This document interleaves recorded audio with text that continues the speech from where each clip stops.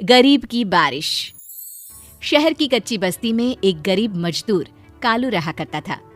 कालू के घर में उसकी पत्नी जानकी थी। जानकी लोगों के घरों में झाड़ू पोछा करके कुछ पैसे कमा लेती थी और वहीं कालू किसी तरह मेहनत मजदूरी करके 2 वक्त की रोटी का जुगाड़ कर लेता था। कुछ दिनों से हो रही बारिश के कारण कालू की मजदूरी बंद हो गई थी। अरे जानकी, इस बार तो बरसात ने हद ही कर दी, रुकने का नाम ही नहीं ले रही।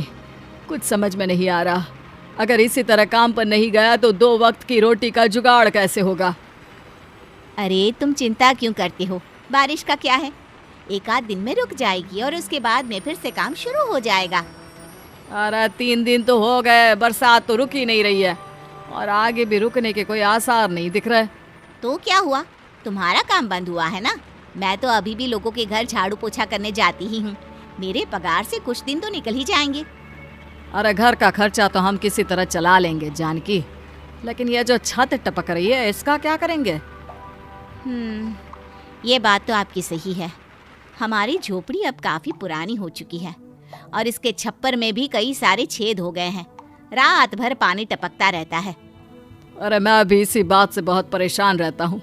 कहीं किसी दिन ज्यादा बारिश आ गई तो हमारी झोपड़ी टूटकर बिखर ना जाए। राम राम राम, ऐसी अशुभ बातें क्यों करते हो? अरे ऐसा कुछ नहीं होने वाला। ये झोपड़ी ही तो हमारा सब कुछ है। अगर यही नहीं रही तो हम जाएंगे कहाँ? ठीक है जानकी, जब तुम्हारी पगार मिल जाएगी तो कुछ पैसे बचाकर झोपड़ी के छप्पर की मरम्मत करवा लेंगे। शायद हमारी परेशानी कुछ कम हो जाए। ठीक है जी, अब ना ज्यादा परेशान मत हो। ये लो, खाना खा लो और सो जाओ। सुबह मुझे भी जल्दी काम पर जाना है। जानकी और कालू अपनी झोपड़ी में सो गए। रात को अचानक से बहुत तेज बारिश शुरू हो गई। धीरे धीरे बारिश का पानी कालू की बस्ती में भरने लगा। पानी भरते भरते झोपड़ी के बाहर तक पहुंच गया था। सुबह के वक्त जब कालू और जानकी सोकर उठे, हे भगवान, ये क्या हो गया? बारिश का पानी तो हमारे घरों तक पहुंच चुका है। अब मैं काम पर कैसे जाऊंगी? रहने दो जानकी, तुम आज काम पर मत जाओ। ऐसे पानी से निकल कर जाओगी और बीमार पड़ गई तो लेने के देने पड़ जाएंगे। लेकिन अगर नहीं गई तो मालकिन लोग नाराज हो जाएंगे। आप जानते हैं ना, बड़ी मुश्किल से 1 दिन की छुट्टी भी नहीं देती है। अरे लेकिन जानकी, झोपड़ी के बाहर तो पूरी बस्ती में पानी भरा है, तुम जाओगी कैसे? जानकी जैसे तैसे करके काम पर चली जाती है, लेकिन अगले दिन फिर से बहुत ज्यादा बारिश होती है और बस्ती में ज्यादा पानी भर जाता है। आज तो मैं तुम्हें किसी भी तरह काम पर नहीं जाने दूंगा। अरे अगर तुम्हें कुछ हो गया तो क्या होगा? ठीक है, तुम ठीक ही कहते हो, आज नहीं जाती। अगर मालकिन नाराज हो गई तो मना लूंगी किसी तरह। अरे मनाने वाली क्या बात है, जब तुम बताओगी कि हमारी झोपड़ी में पानी भर गया है तो वो खुद ही समझ जाएंगे ना। अगले 2 दिन तक तेज बारिश होने की वजह से जानकी, कालू और आसपास की बस्ती में रहने वाले सभी लोगों के घरों में पानी भर जाता है, जिसकी वजह से जानकी काम पर नहीं जा पाती। और 3 दिन के बाद जैसे ही जानकी काम पर पहुंचती है, कहाँ थी तुम? पिछले 3 दिनों से काम पर क्यों नहीं आई? मैम साहब, क्या बताऊं, इतनी ज्यादा बारिश हो रही थी, हमारी पूरी बस्ती में पानी भर गया है और उससे भी ज्यादा तो मेरी झोपड़ी के अंदर पानी भर गया। आप ही बताइए कैसे आती मैं?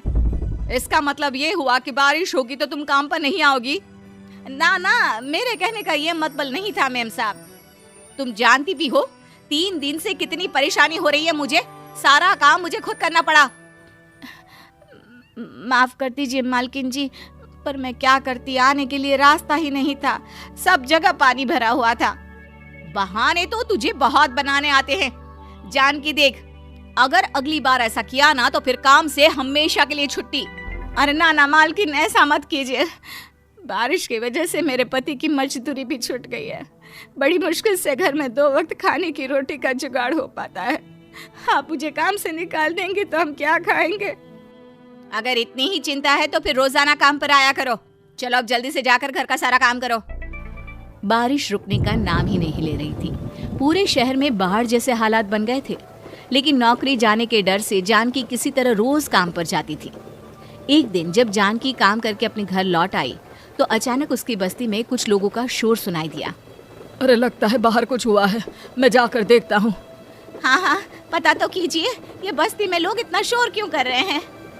बाहर जाकर कालू ने एक आदमी से पूछा, अरे क्या हुआ भाई, इतना शोर क्यों मचा रहा है?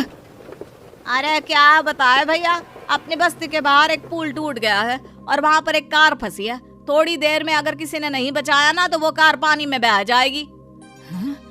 ये क्या कह रहे हो भैया, कार के अंदर कोई है क्या? हाँ, कोई औरत बैठी है, अकेली है, बहुत रो रही है बेचारी, मदद के लिए बुला रही है। अरे तो हमें जाकर उनकी मदद करनी चाहिए ना। अरे लेकिन इसमें बहुत खतरा है, हमें अपने आप को बचाना चाहिए। पानी कभी भी हमारी बस्ती की तरफ आ सकता है। अरे तुम्हें नहीं चलना तो मत चलो, लेकिन मैं तो जाकर उस औरत की मदद जरूर करूंगा।